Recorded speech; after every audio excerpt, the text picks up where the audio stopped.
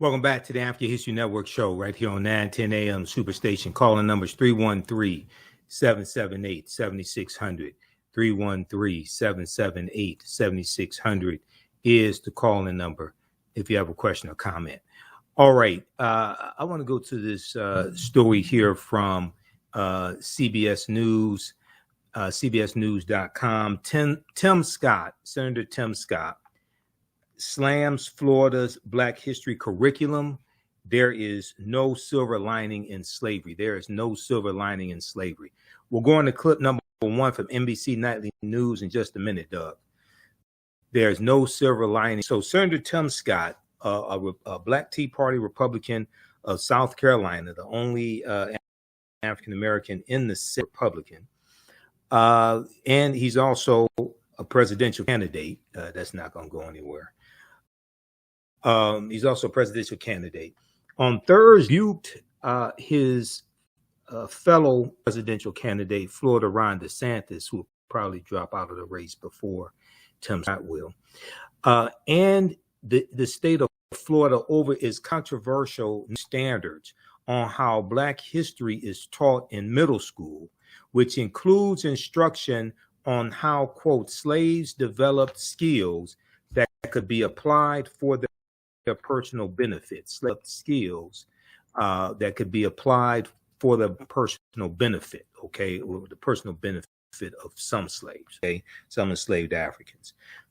Senator Tim Scott said, quote, there is no silver lining, end quote, in slavery. When asked by a reporter following a town hall in suburban Iowa, that element of Florida's responded to that element of Florida's new social studies standards curriculum. He said what slavery was really about was separating families, about lating humans, and even raping their wives, Senator Tim Scott said, who is the Senate's only Black Republican and who jumped into the 2024 presidential race in May. He said it was just devastating. So I would hope that every person in our country, and certainly running for president, would appreciate that. Okay. Now, he also suggested that Florida's Black history standard represents a question that will and should come up again on the campaign trail. All right. Now, we know that Representative Byron Donalds, but also Representative John James, freshman Congressman John James, Republican, Black Republican from Michigan. John James, I guess he felt safe enough to speak out on this topic. And I want you to hear the commentary from Roland Martin of the Filter, because I went in on these Black conservatives. I don't have any respect for any of them, okay, to be honest with you. I really don't. Not because they're Republicans, but because of their actions and cowardice, okay?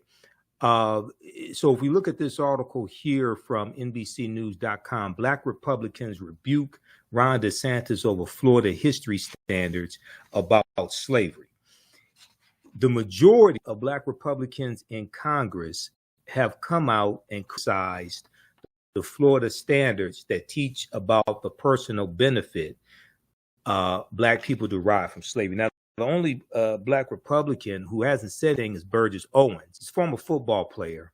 At times, some of the stupid things that Burgess Owens says, you would think he had chronic traumatic encephalopathy, CTE. I don't know if he does.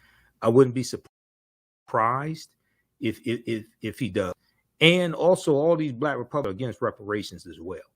So when it comes time to do something about the legacy of slavery and help repair the damage, overwhelmingly they are against those policies, which is why I don't have any respect for them. So if we look here, Byron Donalds, Representative John James of Michigan, and Representative Wesley Hunt of Texas became the latest Black Republicans to speak out on Friday, this past Friday, July 28th. John James tweeted his disapproval, saying that, quote unquote, nothing about slavery was a net benefit to his ancestors. John James and Wesley Hunt are two of the 5 Black Republican lawmakers in the House and the Senate, and they are both backing one of DeSantis' rivals, former President Donald Trump. Now, Donald Trump tried to invalidate the votes of 16.9 million African Americans when he tried to overturn the 20 results on the lie. And more evidence has come out that advisors around him told him that the election was not stolen and his ass lost. But he still wanted to lie. He wanted to lie on a black woman named Ruby Freeman. He wanted to lie on Shay Moss, her daughter, because of the lie that Rudy Giuliani told that put their lives in danger. And he sat up there and lied and said that they were passing a flash drive back and forth when they were counting the election results, and that they were cheating and they were loading votes for Joe Biden and Kamala Harris. And that was an absolute lie. Shay Moss testified in the January 6th committee that she was passing a ginger mint to her mother. And these two demons put the lives of black women in jeopardy. And you got these two Negroes, as well as Byron Donalds. You got John James out of Michigan. You got Wesley Hunt out of Texas. You got Byron Donalds out of Florida. And they all support this traitor named Donald Trump to be president in 2024. This is just one of the many reasons why I have absolutely no respect for them. You can jump out here and say what you want to. Slavery was wrong. Most people know that. How do you support somebody like Donald Trump who tried to overthrow the government to stay in power? A fascist and a dictator like Donald Trump who will turn on your black ass in a moment's notice. This is why I have no respect for them. Let's continue. So you got now Burgess Owens hasn't said anything. Maybe, but so we'll see if Burgess gets some courage to come out and denounce slavery also. Maybe he'll do like State Representative Kim Daniels out of Florida. And we posted the video of Kim Daniels on our Facebook fan page, the African History Network, saying she thanked God for slavery. She's a black woman, phenotypically, not consciously. Kim Daniels is one of the black people on the committee who this new social studies standards coming out of Florida. She's a Democrat. She's one of the most conservative Democrats in the Florida state legislature. She says she thanks God for slavery. Let's go to we're coming up on a break once again, and Doug, let's go to clip number 1. This is from NBC Nightly News from Friday, giving a recap of what happened. Let's go to clip 1, please. Press play.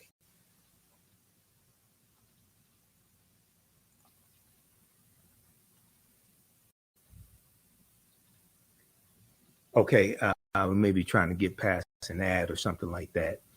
So we're gonna do that, and then on the other side of break, I want you to hear what happened on Roland Martin Unfiltered as well. Okay, because on Roland Martin Unfiltered, we got into this discussion, and I disagree with Roland. These guys don't impress me saying slavery was wrong. These Doug, can you hear me? We still on the air? Can we go to clip number 1? All right. Okay, so we'll wait on that to load up. All right, now. So when we look at these, there was an article from Bay Times that looked at the claims that are being made by the Florida Board of Education together these new social studies standards. Because what happened was, people are talking about the 2 black PhDs, right? Dr. William Allen. Dr. William Allen was interviewed on Fox News by Jesse Waters, who replaced Tucker Carlson. Okay. Dr. William Allen is defending these standards, right? But if you read this article, and we talked about this last Sunday, okay? If you read this article from Doug, I don't hear anything. If you read this article from Tampa Bay Times, picked up by Yahoo News, benefited from slavery. Critics say some of the state's examples were even slaves. So what happened was to defend to defend the standards and to reject the criticism, the overwhelming criticism that has been coming, national criticism. Okay, they put out. You had a spokesperson from the Florida Department of Education who gave samples that came from these African American PhDs of African Americans who they claim were slaves, 16 historic figures who they claim were slaves who benefited from the skills that they learned during slavery. Okay. Now the problem is that at least half of these people were never slaves. You listen to the African History Network show right here on 9:10 a.m. Superstation WFDF with Michael Imhotep. We'll be back in a few minutes. Welcome back to the African History Network show right here on 9:10 a.m. Superstation WFDF. Calling numbers 313-778-7600. 313-778-7600 is the call-in number if you have a question or comment. All right, I want to go to this first clip. This is clip number one from NBC Nightly News. This is from Friday, July 28th, 2023. DeSantis responds to backlash over new public school teaching standards. Florida Governor Ron DeSantis is facing criticism over new public school standards in the state of Florida that teach, quote, how slaves develop skills, which in some instances could be applied for their personal benefit, end quote. Governor Ron DeSantis spoke with NBC News and said he is pushing back against quote unquote false narratives. This is from Friday, July 28th. Let's go to this clip, please.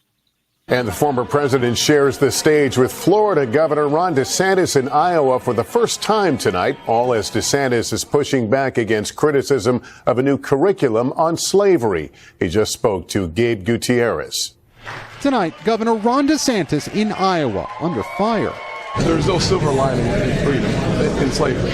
His GOP rival Tim Scott, the only black Republican senator, slamming the state of Florida for adopting new public school standards that teach how slaves develop skills, which in some instances could be applied for their personal benefit. It's a line of attack first launched by Vice President Harris.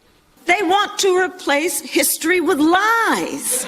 Another black Republican member of Congress, Florida's Byron Donalds, who endorsed former President Trump, has also criticized that portion of the new standards. But DeSantis argues that line has been taken out of context. I would also note some of those congressmen are putting out information that's totally false. You got to be willing to stand up and fight back against false narratives, and that's what we do in Florida every day. One of the scholars who helped develop the Florida standards is also defending them.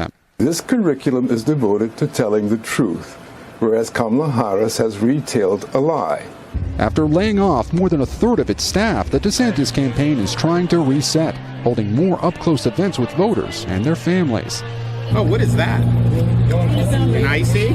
Yeah, that's probably a lot of sugar, huh? While Mr. Trump is still dominating the field.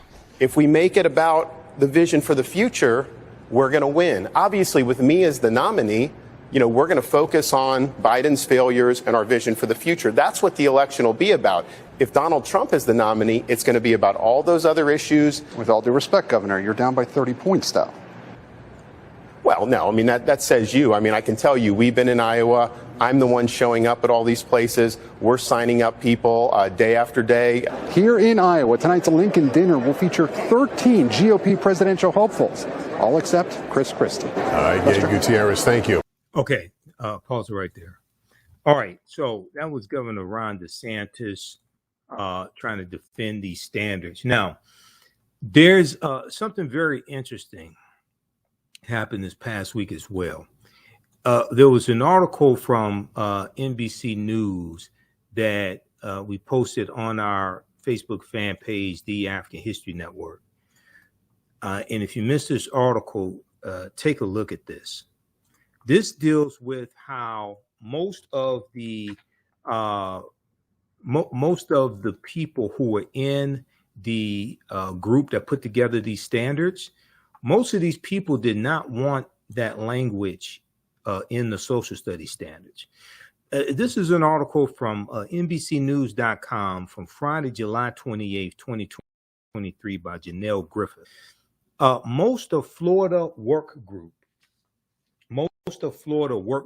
did not agree with controversial parts of state's new Stand for Black History members say. Quote, most of us did not that language, end quote, one group member said. So a majority, the article says a majority of the members of the Florida work group that developed new standards for teaching African-American history opposed the sections that have recently drawn criticism, including that middle schoolers be instructed that enslaved people develop skills that could be used for their quote unquote personal benefit, 3 members of the work group said. The members who requested anonymity out of fear of reprisal told NBC News that the majority did not want to include that change or a requirement that high school students be taught about violence perpetrated by African Americans, end quote, when learning about events like the Ocoee Massacre of October 2nd, 1920, which happened in Ocoee, Florida, or the Tulsa Race Massacre, which began June 21st, 1921 in Tulsa, Oklahoma. So now what we have is more information coming out, which now puts Governor Ron DeSantis, African-American Republicans, many of them supporting Donald Trump. There's still brain damage, but they disagree with these social studies standards and this language. And then we have people on the inside who are in the work group who put together the language, and they're saying most of the work group did not want this language. So the question that I would ask is, who did want this language? The question I ask is, who did want this language? Let's continue. So the standards, quote, most of us did not want that language, one member said, adding that 2 of the 13 of the group pushed to include those specific items. 2 of the 13 members of the group pushed to include those specific items. Who were those 2 members? Why did the 2 outweigh the other 11? What's the agenda of the 2? These are questions we should ask. The standards created by the work group went on to be unanimously approved on July 19th by the Florida Board of Education, which oversees the Education Department of the state of Florida. The standards, which are to be used by students in kindergarten through 12th grade, have been widely criticized as propaganda and a sanitized version of history. Critics, including Vice President Kamala Harris, historians, educators, and other politicians have said, among other things, that the new standards attempt to mask many of slavery, including rape, murder, and forced labor, trying to portray it as an apprenticeship. Now, as I on this show before, and I said on Roland Martin Unfiltered as well, there are at least 262 skills, trades, and crafts that African people had in this country from 1619 to 1865. Some of them we brought with us from Africa. Others we learned here, but we came from highly sophisticated civilizations. We came from the Songhai Empire. We came from the Congo. We came from West Africa. We came from Guinea, and we came from Senegal and things like this. We came from Ghana and the Ashanti Empire, etc. We already had skills. We didn't have to be captured, stripped of our humanity, stripped of our nationality, forbidden to speak our own languages, largely stripped of our history and culture and spiritual systems, etc., to be put into an apprenticeship program to hopefully one day be able to use our skills for our own benefit, either after slavery, or if we could buy our way out of slavery, or if we could run away and not be recaptured. So to try to make it seem like there was a silver lining to slavery is disingenuous. It's blatantly disingenuous. We're coming up on a break. On the other side of the break, I want you to hear the discussion that happened on Roland Martin Unfiltered. But let's continue here. Vice President Kamala Harris said these extremist so-called leaders should model what we know to be the correct and right approach if we really are invested in the well-being of our children. She said this last week in Jacksonville, Florida, where she was joined by the president of the NAACP. Quote, "They dare to push propaganda to our children. This is the United States of America. We're not supposed to do that," end quote. Okay. Now, the work group members who spoke to NBC News said that only 2 members of the group, William Allen and Francis Presley Rice, advocated for the criticized language.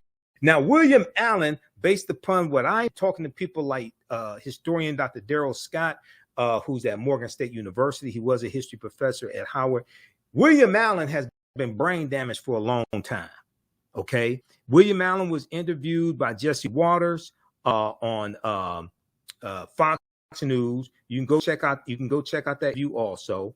Okay. But William Allen has been brain damaged for a long time. We talked about these two. Now, these are the two. William Allen and Francis Presley advocated for the language. These are the two who put out the 16 examples of African Americans, right? Half of them were slaves. We're going to deal with all this on the other side of the break. I want you to hear what went down on Roland Martin Unfiltered as well. 9:10 a.m. Superstation WFDF. I'm Michael Imhotep. We'll be back in a few minutes. Welcome back to the African History Network show right here on 9:10 a.m. Superstation WFDF. Okay, calling numbers 313-778-7600. 313-778-7600 is the calling number if you have a question or comment. All right, I want to go back to this article quickly here. This piece just came out Friday, July 28th, 2023. We posted it on our Facebook fan page, The African History Network.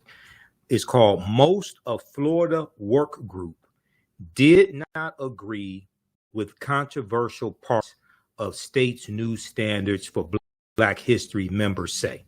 Okay, of the 13 members on this committee that put together these social studies standards, 11 of them did not want the language that talked about African Americans gaining skills that they could possibly to benefit them after slavery, and also objected to the language that high school students be taught about violence perpetrated by African Americans, about events like the Ocoee Massacre in Ocoee, Florida, 1920, and the Tulsa Race Massacre, June 1st, 1921, in Tulsa, Oklahoma.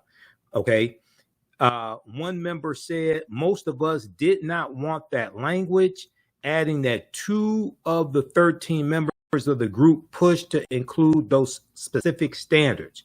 Those 2 members were Dr. William Allen, who you saw on Fox News being interviewed by Jesse Waters, defending this nonsense, and Francis Presley Rice. Okay, Dr.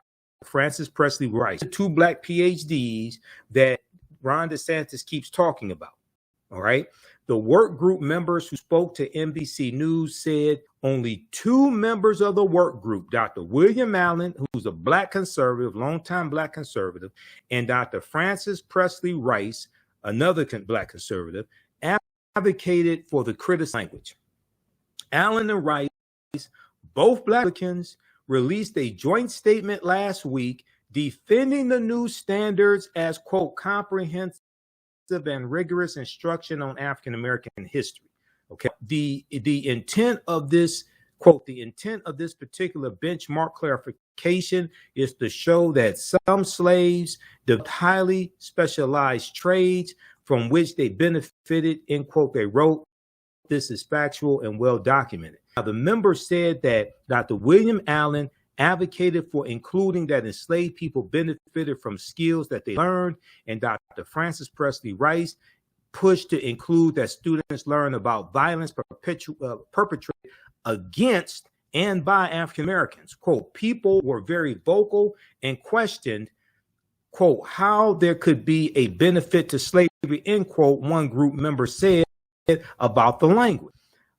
Dr. William Allen, the member said, countered the arguments by using Frederick Douglass as an example.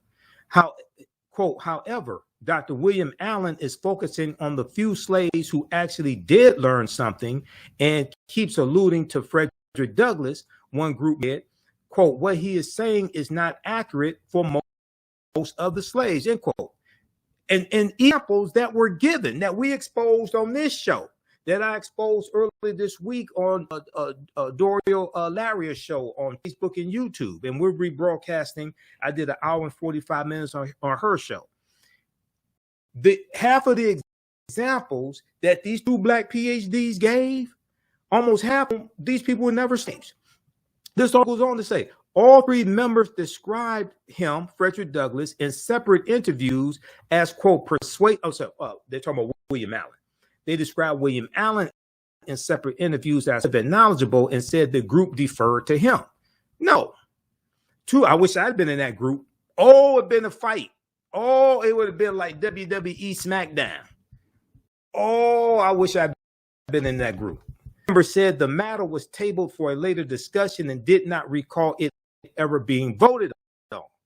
One of those members called the language final product, quote unquote, problematic and said the group, quote, could have done a better job if it had been given more time to work. William Allen did not immediately return a request for comment Friday in response to the members' characterization of events. I hope that Roland Martin get the text rolling. Bring his ass on Roland Martin Unfiltered. Make sure I'm on the show. Make sure you have Dr. Greg Carr and myself on Roland Martin Unfiltered when you have both Dr. William Allen and Dr. Francis Presley Rice on. You got to get them on. Fox, you can't have him on Fox. Waters doesn't understand history. Bring his ass on with some people that understand history. Okay? You can have him on Joanne Reed's show. Bring him on Roland Martin Unfiltered. We need to deal with this. This is nonsense. Now, let's go. We're going to clip number 2 because we run out of time here. We discussed this on Roland Martin Unfiltered on Friday. Let's go to clip number 2, Doug. A lot of conversations been taking place regarding Florida, how they're defining slavery, these benefits of African American, the benefits of the formerly enslaved, and how that benefited them later on. Well, Senator Tim Scott decided to weigh in, and looks like he rediscovered his black card. Press play. As a country founded upon freedom, the greatest deprivation of freedom is slavery. There's no silver lining in freedom, in slavery. The truth is that anything you can learn, that any benefits that people suggest you had during slavery, you would have had as a free person. What slavery was really about separating families, about mutilating humans, and even raping their wives. It was just devastating. So I would hope that every person in our country, and certainly running for president, would appreciate that. And listen, people have bad days. Sometimes they regret what they say, and we should ask them again to clarify their positions. As a country founded upon freedom. People have bad days. How about bad public policy? All right, Florida Congressman Byron Donalds, he also was not happy with this from DeSantis. Y'all roll it if you got it. It was just devastating. So I would hope that every person in our country. I don't want Tim Scott. I want Byron Donalds. Thank you very much. Take Tim Scott out of my ear. I want to roll Byron Donalds. He did an interview with a Florida television station where he shared his comments on this controversy, if you will. Obviously, slavery was terrible in our country. It was terrible for Black people coming to America, and it was just flat out wrong, no doubt about that. So that was Byron Donalds. Well, DeSantis, he ain't happy with the two blacks weighing in on this. This is how he responded. About what Tim Scott said. You know, I think part of the reason our country has struggled is because D.C. Republicans all too often accept false narratives, accept lies that are perpetrated by the left, and to, accept the lie that Kamala Harris has been perpetrating even when that has been debunked. That's not the way you do it. The way you do it, the way you lead, is to fight back against the lies, is to speak the truth. So I'm here defending my state of Florida against false accusations and against lies, and we're going to continue to speak the truth. What do you think about what? All right, so interesting there, Michael. He calls Senator Tim Scott D.C. Republicans. Not happy with these two African Americans.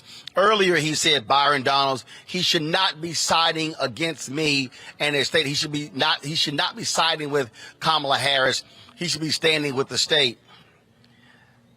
That tells you how they feel about them black folk over there. Yeah, he's trying to keep the Negroes in line. But here's the thing, man. I know you said that they rediscovered their blackness or something like that. It's only when it's convenient. Okay, because Byron Donalds still supports Donald Trump. Well, okay? I get it. But listen, Michael, Michael, the whole point of rediscovering, I didn't say they rediscovered it for 24 hours, only in that soundbite. Well, hold on. Let me finish. So if you look at this, all right, Byron Donalds still supports Donald Trump. Senator Tim Scott still believes racism doesn't exist. Now, they admit that slavery was wrong, okay? What? They have nowhere else to go. Of course, they're going to have to admit slavery was wrong. Senator Tim Scott is still against the black farmers getting any type of restitution. Senator Tim Scott is still against reparations. Michael, I know what they're against. I just want to speak to what they said and how DeSantis was responsible. I know all the other stuff, right? Okay, but I want to stay on topic. Speak to what they said and how DeSantis is responding. Yeah, but what they say, we also have to connect to what they do. So yes, they spoke out when it's convenient, okay, to stand up and say slavery wasn't a positive. All right. And Ron DeSantis is who has a history degree from Yale University, by the way. Ron DeSantis is trying to defend the social studies standards coming from his Florida Department of Education. They don't get any respect from me. OK, it's easy to jump and compare this to Vice President Mike Pence. He had a moment of courage, January 6th. And now he's back to being a coward. Okay, so now my thing is, where is your policy to fall in line with what you just said? See that it's easy to jump out there and say this when it's convenient, and the majority of America knows that is wrong to try to position slavery as somehow it benefited African Americans, even though, like I said last week, there are some instances where you had African Americans who gained skilled trades and were able to use them. Kofi, who was Paul Cuffey's father, was one of them, and his father gained his freedom. OK, but no, they don't get any respect from me. They're still, I still have the same opinion of them. I got it. And I want to know where's your policy to fall in line with. I got it. You ain't got to repeat yourself. Welcome back to the African History Network show. All right. Be sure to visit my website, TheAfricanHistoryNetwork.com, TheAfricanHistoryNetwork.com. Register for the 12-week online history classes that I teach on the weekends, Saturdays and Sundays. Saturday, 2 p.m. to 4 p.m. Eastern Standard Time, I teach Ancient Kemet, one of the original names for Egypt, Ancient Kemet, the Moors, and the Ma'afa, understanding the transatlantic slave trade, where they then teach. We had a great class on Saturday, July 29th. Next classes are August 5th, 12th, 19th to 26th. Do the sessions live. All the sessions are archived and recorded. You can go back and watch it anytime. We deal with thousands of years of history, what leads to the transatlantic slave trade taking place. I do a PowerPoint presentation. We have book references, articles. There's about 80 to 100 articles that we reference. I show you the excerpts of the book on the screen. We have video clips. So we get deep into this history and we study this history chronologically. Then Sundays, 2 p.m. Eastern Standard Time is Black resistance movements from the Haitian Revolution, U.S. Civil War, Civil Rights Movement, and Black Power Movement, 1800 to 1968. Okay, and we go through and look at that history chronologically, that crucial period of history from 1800 to 68. Next class is Sunday, August 6th. Okay, so you can register for the classes right now, and even after course is over with, you still have full access to the class. So a year from now, 2 years from now, you can watch go back and watch the entire course. Okay, and you can use this with your children. The content I would say is PG-13. Let me unpack this a little bit because this is my show, not Roland. So I have time to do this. It's easy to jump out there and say slavery was not a positive. Slavery was wrong. There was no silver lining to slavery. It's easy to say that. But when it comes time to support policies to repair the damage of a legacy of slavery, Jim Crow segregation, redlining, housing discrimination when it comes to getting loans, racism, etc., these Black Republicans overwhelmingly vote against that. Okay? Byron Donalds of Florida and Senator Tim Scott of South Carolina both voted against the John Lewis Voting Rights Act. Now, they'll sit up there and talk about how great a man John Lewis was. But when it came to do something that deals with the legacy of slavery, and the John Lewis Voting Rights Act absolutely deals with a legacy of slavery when it comes to voting, and if you don't think it does, that means you don't understand history. The reason why you needed a John Lewis Voting Rights Act is because of what happened in 2013 because of Shelby County versus Holder U.S. Supreme Court case, okay, which struck down Section 4 of the 1965 Voting Rights Act. If we look at this article here from history.com, and we deal with this in my classes, but it deals with how Jim Crow era law suppressed the African-American vote for generations, how Jim Crow era law suppressed the African-American vote for generations. This is why I say your understanding of politics is directly related to your understanding of history. And I hear all these people talking out here. I can tell most of them don't understand history, no clue what they're talking about. How Jim Crow era laws suppressed the African-American vote for generations. In the wake of the passage of the 15th Amendment of 1870 and Reconstruction was 1865 to 1877, several Southern states enacted laws that restricted Black Americans' access to vote, okay? So, to make a long story short, you had about 2,000 African-American men who were elected to public office in during Reconstruction, okay? Mississippi led the way in using measures to circumvent the 15th Amendment. Okay, so you have the Mississippi State Convention of 1890 to rewrite the Mississippi State Constitution to impose a literacy test and poll tax for eligible voters because they're trying to suppress the African-American vote. This was a state that had a majority African-American population, and the majority of the voters were African-Americans, okay? James Vardaman in 1890, who served in the Mississippi state legislature at the time of the convention, said there is no use to equivocate or lie about the matter. Okay, in Mississippi, we have in our Constitution legislated against the racial peculiarities of the Negro. When that device fails, we'll resort to something else. End quote. All right.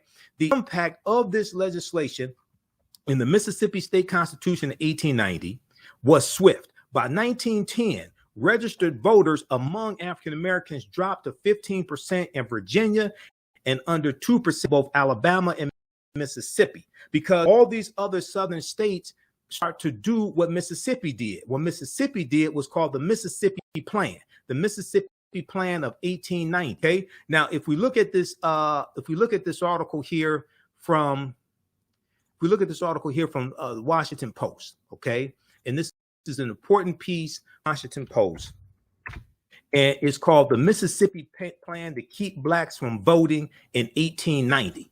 All right.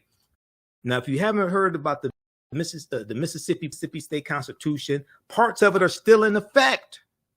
We're still dealing with the effects of this today. And the U.S. Supreme Court just a couple of weeks ago refused to hear a challenge to Section 241 of the Mississippi State Constitution, which deals with felony disenfranchisement, which was written into law in 1890 to suppress the African American vote. Read this article here from the Washington Post. The Mississippi Plan to Keep Blacks from Voting in 1890. We came here to exclude the Negro. This article is from May 1st, 2021 by Ronald G. Schaefer. Okay. Now, the man who presided over the convention, his name was Solomon Saladin Calhoun. He was a white county judge. Okay. He put the voting issue bluntly. Let's tell the truth if it burst the bottom of the universe. We came here to exclude the Negro. We came here to exclude the Negro. Short of this will answer. This is why they had the Mississippi State Convention of 1890, to take full control of the state government and local government, to lock African Americans out of political power. Delegates eventually adopted a literacy test poll tax geared to suppress the black vote. They didn't fear us exercising. They feared us having black power, black political power. They instituted a literacy test and poll tax geared to suppress the black vote, state with a black majority. The Mississippi Plan, a model throughout the South, part of a raft of racially oppressive Jim Crow laws that ended Reconstruction. Okay, so what happened was, now when President Joe Biden and Vice President Kamala Harris, when they won in 2020, this caused a new flash to suppress the African American vote based upon the big lie that the traitor-in-chief Donald Trump keeps pushing. And this caused Republicans to pass 34 new laws in 19 states geared towards voter suppression. Okay. Now, other southern states started adopting what Mississippi did. You had South Carolina in 1895, Louisiana 1898, Alabama 1901. You had Georgia, Oklahoma, etc. All right. Now, if we go back to this article from history.com, the History Channel. Okay.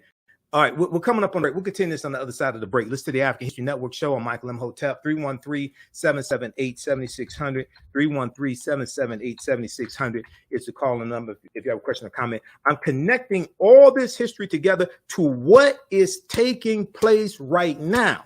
And when it comes time to repair the damage of a legacy of slavery, largely black Republicans who jump out and say slavery was wrong and there was no benefit, largely they're null and void. They vote against these policies. You needed the John Lewis Voting Rights Act because of what happened in Mississippi in 1890. We'll be back from the break in a few minutes. Welcome back to the African History Network show. Okay, calling number is 313-778-7600. Okay, Elaine, you called and hung up. Call back because I was going to come to you. 313-778-7600. Okay, we have people listening from across the country, so when you call in, you may have to hold for a little while. Okay. Okay, I want to go back to this article here. This is from history.com, official website of the History Channel. And this article deals with how Jim Crow era laws suppressed the African American vote. Okay, this is why you need a John Lewis Voting Rights Act, and all the black Republicans in the House of Representatives and the U.S. Senate voted against the John Lewis Voting Rights Act. They talk about how great Dr. King was. They talk about Rosa Parks, John Lewis, Fannie Lou. You have these black Republicans, John James of Michigan, Byron Donalds of Florida, you have Senator Tim Carolina, you have Wesley Hunt of Texas, right? And they talk about how bad slavery was. There was no slavery. Slavery was not a positive for African Americans. when it comes time to pass policies to deal with the legacy of slavery, to help to repair the damage of a legacy of slavery, Jim Crow segregation, redlining, voter suppression, housing discrimination, etc., overwhelmingly, generally speaking, these Black Republicans vote against our own interests. That's why what they say means absolutely nothing to me, because their actions keep contradicting their pretty words. This is why I said what I said on Roland's show. This means it means absolutely nothing to me. When you vote against the John Lewis Voting Rights Act, it speaks much louder than what you say on a campaign trail or what you say on a TV show or on foods. Okay, now let's go back to this article here, because this shows the connection between history and policy and what we're dealing with today. Okay, now so the impact of the legislation, Mississippi State Convention of 1890, and what the other southern states did after 1890. And keep in mind, in 1889, they passed their law legalizing polls before Mississippi did it in 1890. Okay, the impact of the legislation was swift. By 1910, registered voters among African Americans dropped to 15% in Virginia, the state of Virginia, and under 2% in both Alabama and Mississippi. Alabama, where Carly Russell is, Alabama, and Mississippi. Alabama was ground zero for the 1965 Voting Rights Act, the Selma to Montgomery March. Montgomery is the capital of Alabama. 1965, March 7th, 1965, Bloody Sunday, Selma. This is Alabama. Okay, and Alabama rewrote their state constitution in 1901 to codify, for the purpose of codifying white supremacy. That's not me saying that. That's the Encyclopedia of Alabama online. You can read it. Okay, so and under 2% in both Alabama and Mississippi, according to historian Donald G. Nyman in his book Promises to Keep African Americans in the Constitutional Order, 76 to the present.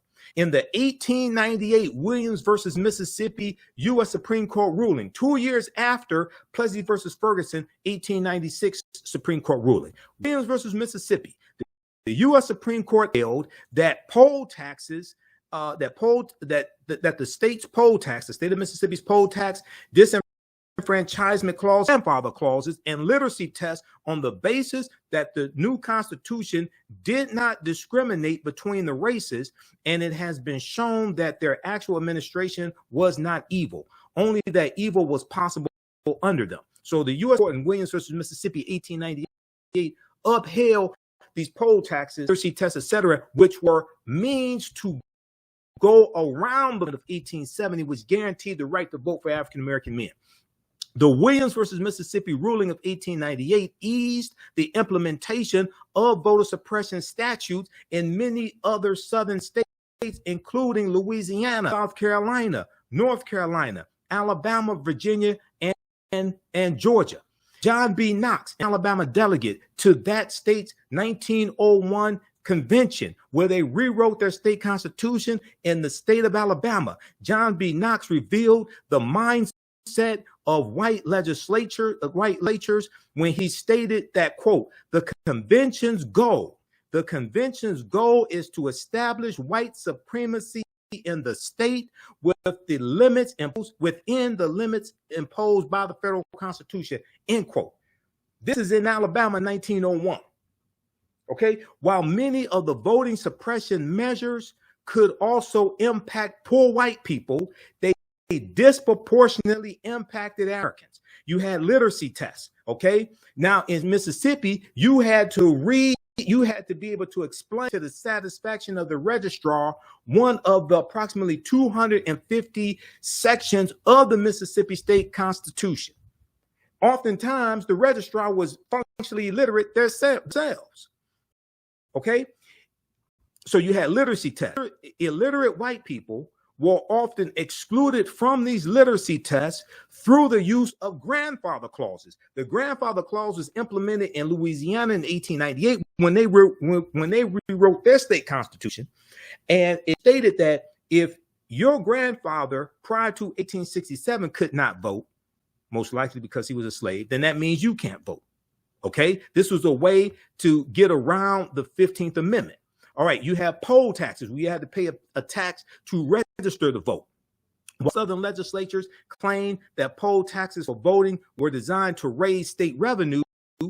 To many white poll leaders, the main purpose was to suppress the African American vote.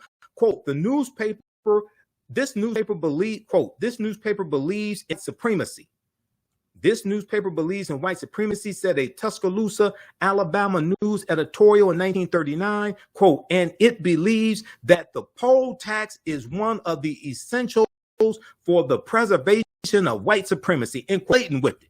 All you got to do is go back and read this. They were blatant with this. 11 states in the South had laws that required citizens to pay a poll tax before they could vote. The taxes, which were $1 to $2 per year, disproportionately impacted registered voters. Okay. All right. So read that. Then you had all white primaries like in Texas. That's going to lead to a U.S. Supreme Court lawsuit about 1940. Lonnie E. Smith. Yep. 1940, Thurgood Marshall was the attorney on that case, and that goes to the U.S. Supreme Court. Smith versus Allwright, 1944. Smith versus Allwright, U.S. Supreme Court ruled in Smith versus Allwright that the Texas all-white Democratic primary system was unconstitutional. Okay, now, fast forward. The 1965 Voting Act. The reason why you needed the 1965 Voting Rights Act is because of what happened in Mississippi in 1890 and what those other southern states did, all right? Then you had Shelby County, so it made all that illegal, all right? Signed into law 95 years after the 15th Amendment was ratified into the U.S. Constitution. The Voting Rights Act of 1965 outlawed discriminatory voting practices in southern states, such as literacy tests, poll taxes, and grandfather clauses that had designed by southern legislatures to suppress the African American. Almost as swift as the resistance to black voter participation had been nearly a century early, so had the response to legislation in 1965. The South was furious when the Voting Rights Act passed and President Lyndon Baines Johnson signed law.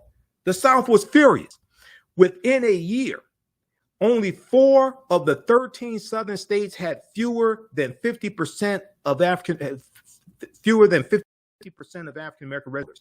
Then the South rises again, and the empire strikes back with Shelby County versus Holder Supreme Court case of 2013. Shelby County is in what state?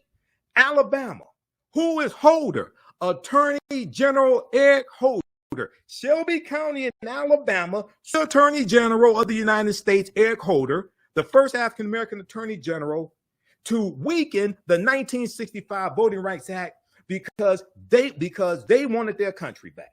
They wanted to suppress the African American vote. In 2013, the U.S. Supreme Court walked back part of the 1965 Voting Rights Act when it ruled in the 5-4 vote that constrained certain states and federal review of states' voting procedures were outdated. In the wake of the Shelby County versus U.S. Supreme Court decision, several states have enacted laws limiting voter access, including voter ID requirements on early voting, mail-in voting, and more. When you go look at what happened, you go research this. Within 24 hours of Shelby County versus Holder, within 24 hours of that, state started passing new voter ID laws. In the 2016 presidential election, now this was 2013. In the 2016 presidential election, do you know that there were 868 fewer polling places? There were 868 fewer polling places. Why? Because what this did was this struck down, this weakened Section 4 of the Voting Rights Act, which dealt with oversight. In the 1965 Voting Rights Act, states that had a history of poll taxes and literacy tests trying to impede African Americans from voting, if they wanted to change the locations of polls, change how many Sundays you could have social to poll voting or how many days you could have early voting, they had to get permission from a federal judge. Okay. The Shelby County versus Holder struck that down and made it easier to suppress the African American vote and make these changes. So in the 2016 presidential election, there were 868 fewer polling places. The majority of them that were shut down were in areas that had a high African American population. Okay, we're coming up on a break. We'll be back in a few minutes. Listen to the African History Network show. Michael Imhotep. We'll be back in a few minutes. 868 fewer. Just a second. Welcome back to the African History Network show. All right, I got to hurry up and finish this because we got a couple more segments to get to. All right, so this is a deep history lesson. Politics is the legal distribution of scarce wealth, power, and resources, and the writing of laws, statutes, ordinances, amendments, and treaties, their adoption, interpretation, and enforcement. Okay? Politics influences every aspect of our life, from the water we drink to the food we eat to the air we breathe. All right, now, right before the break, I was talking about how, as a result of Shelby County versus Holder, U.S. Supreme Court case of 2013, which weakened Section 4 of the Voting Rights Act, which dealt with pre-clearance, there were 868 fewer polling places in the 2016 presidential election. How many people knew this? I've done lectures while I dealt with this. We talked about this here numerous times on the African History Network show. There was an article from the Nation.com, Berman, that's been taken down. I don't know why. Maybe it's under a different title. But this one right here, this is from Vox.com.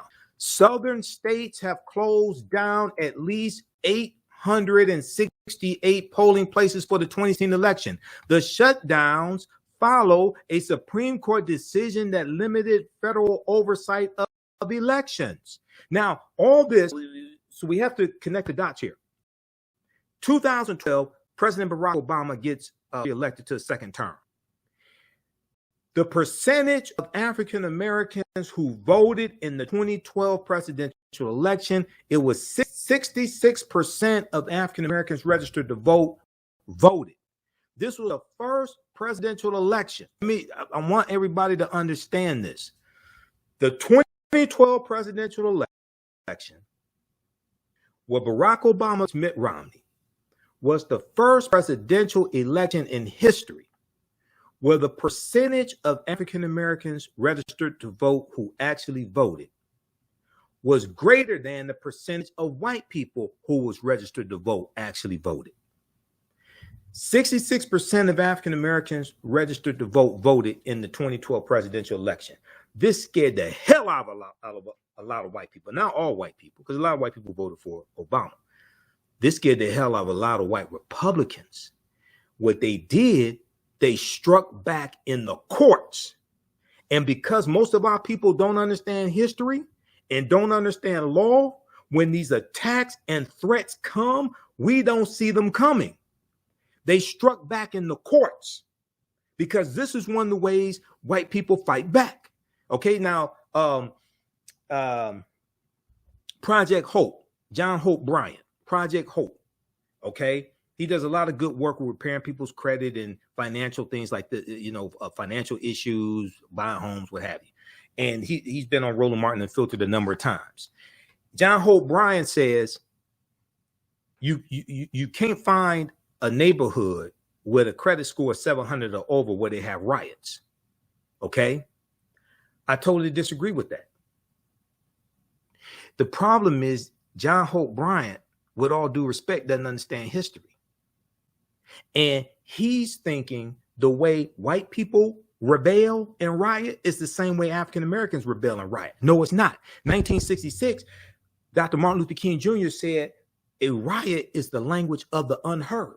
A riot is the language of the unheard. White people are not unheard. White people fight back in the courts. They fight back in the state legislature. They fight back at the ballot box. Okay, January 6th insurrection, okay, is how historically one of the ways white people used to fight back. But historically, when you look at the race massacres and things like this, They didn't take place in white neighborhoods. They didn't go tear up their neighborhoods. They came into our neighborhoods with this. The Ocoee Massacre, November 2nd, 1920. Colfax Massacre, 1873. Vicksburg Massacre, Mississippi, 1874. Opelousas Massacre, 1868. Wilmington, North Carolina, 1898.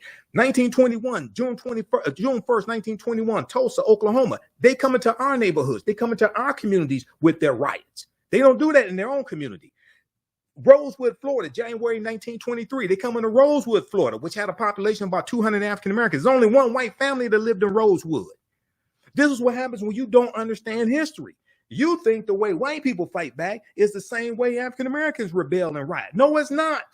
But because we don't understand history and don't understand how white people fight back, how white people rebel at the ballot box, in the state legislature, in the courts, in the U.S. Supreme Court, we didn't see this attack coming.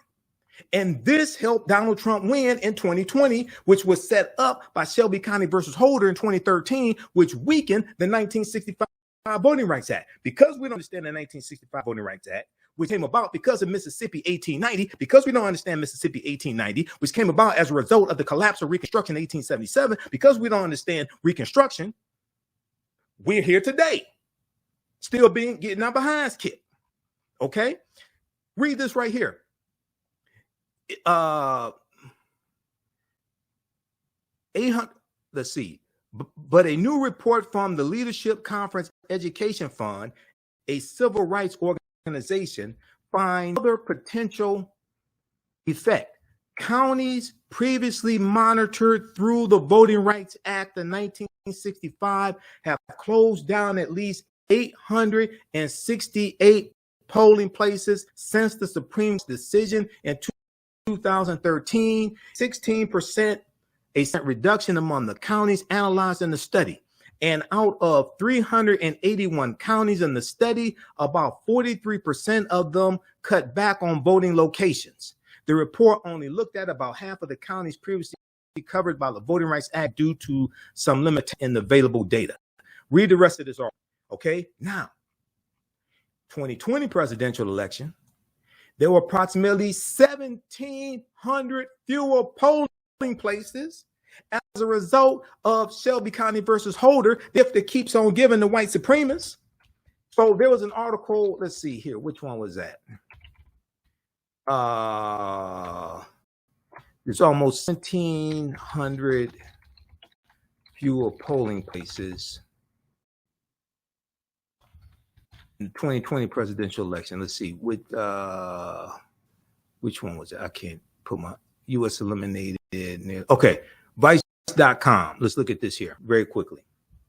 Go read all these articles. Proper documentation ends all conversation.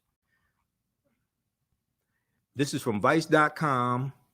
This is from October 20th, 2020, the month before the 2020 presidential election. All right, look at this here. Let's increase the size of this. Just a second here. Let's pull up this article. All this is connected to history, okay? And a people's history and culture teaches them how to deal with the problems of the past, in the present, and the future to meet the needs of the community. Now, this article is from Vice.com, October 20th, 2020. And it's coming up, and wait for this to load up. Okay, the U.S. eliminated nearly 21,000 election day polling locations for 2020. The U.S. eliminated nearly 21,000 election day polling locations for 2020. This is written by Cameron Joseph and Rob Arthur for Vice.com. Exclusive Vice News analysis shows a 20% cut in election locations nationwide and much deeper cuts in California, Maryland, Kentucky, New Jersey, Nevada, and North Dakota. Okay, let's see here. Let's see. I want to go to.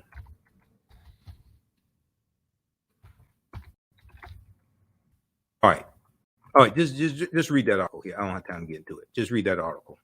All right, now. Okay, so let's connect all this together for the sake of time. As I said, about 20 minutes ago, the U.S. Supreme Court refused to hear a case regarding Section 241 of the Mississippi State Constitution of 1890. Okay, and so this article here from NBCnews.com deals with this. Let's see, go to this here. Let's pull up this article here from NBCnews.com. All right, the 6-3 conservative U.S. Supreme Court, because Donald Trump got 3 Supreme Court justice nominations with the help of Mitch McConnell. Supreme Court rejects challenge to Jim Crow era Mississippi voting law. The state constitutional amendment from 1890 was intended to disproportionately remove voting rights from Black people convicted of certain crimes. It is still in the Mississippi State Constitution today in 241. This article is from June 30th, 2023. This shows you directly how the history of the past is inflicting harm upon African Americans today. So all these Black conservatives who want to say slavery is over with, Jim Crow is over with, that has nothing to do today. You are a lie. You are lying. And you know you are lying.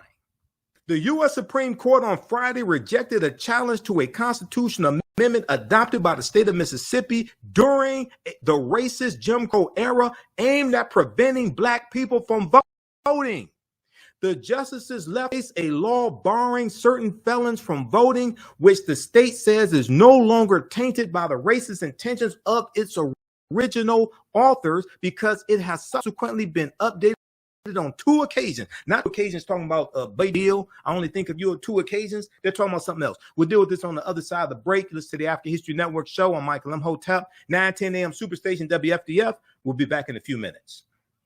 Welcome back to the African History Network show. All right, if you like this type of information, you can support the African History Network, $ TheAHNShow through Cash App, also through PayPal, paypal.me/TheAHNShow. Okay, when you go to our website, theAfricanHistoryNetwork.com. We have the information right on the homepage of the website, and it's also in the thread here of the broadcast.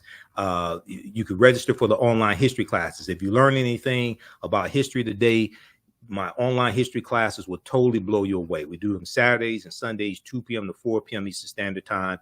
As soon as you register for them, you can start watching the content. You can join us in class this coming for the live classes. Okay, when you scroll down the page, we have a PayPal, Cash App information. Our Cash App tag is $TheAHNShow, SHOW. When you click on it, it takes you right to there's some fake African History Network Cash App accounts out there. That's why I put this graphic together. I'm trying to get the fake ones shut down. Our tag is $TheAHNShow, SHOW. When you go to it, it'll say Michael. Make sure my picture. Okay.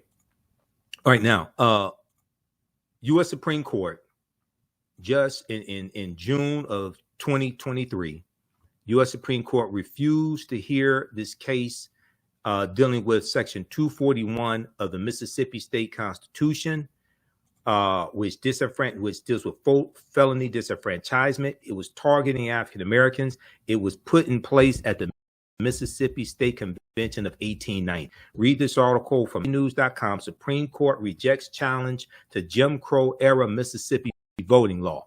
All right, now this article here that's from NBCnews.com.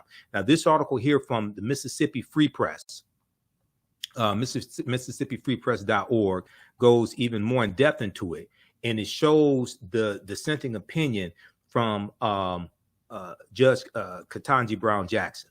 Okay. Mississippi Jim Crow felony voting law will remain after Supreme Court denies appeal. June 30th, 2023, written by Ashton Pittman. Okay, for the Mississippi. Okay, right here. This is what we need to focus in on right here. The U.S. Let me blow this up here. The U.S. Supreme Court Justice Ketanji Brown Jackson recounted the law's history today in a dissent against the court's refusal to take the case. Justice Sonia Sotomayor joined her. Judge Ketanji Brown Jackson wrote, the president of the 1890 Mississippi Constitutional Convention said it it plain, quote, let tell the truth if it bursts to the bottom of the universe. We came here to exclude the Negro. We came here to exclude the Negro. Nothing short of this will answer. This is the quote that I shared with you. Judge Solomon Saladin, this is what he said, 1890. Judge Ketanji Brown Jackson went on to say, to further that agenda, the convention placed 9 crimes in section 241 of the Mississippi State's Constitution as basis for disenfranchisement, believing that more black people would be convicted of those crimes than white people, end quote. Supreme Court Justice Judge Ketanji Brown Jackson wrote. She went on to say, quote, 8 of those crimes have remained in section 241 since 1890 without interruption. Thus, the convention avowed goals continue to be realized via chosen mechanism. Today, just as in the convention's aftermath, thousands of black Mississippians cannot vote due to 241's operation, end quote. Okay, now, during the Reconstruction era, newly emancipated, okay, we don't have time to get through all that. Read the rest of that. They later revised the resolution changing white rule to intelligent rule. So what it said was that the duty of okay. Read the rest of that. We're out of time here. This shows you directly how these policies of the past that are a legacy of slavery are directly impacting African Americans today and continue to inflict the harm. This is when we deal with repairing the damage of a legacy of slavery, or what people collectively call reparations. Some people don't know what reparations is. We have to, reparations is not just a check. Because we all got $1 million a day, white people have it all back by this time next week, and these harmful policies will still be in place. You have to study the laws and policies that were put in place that created these structural inequities that continue to inflict the harm to understand the damage that has to be repaired. Okay,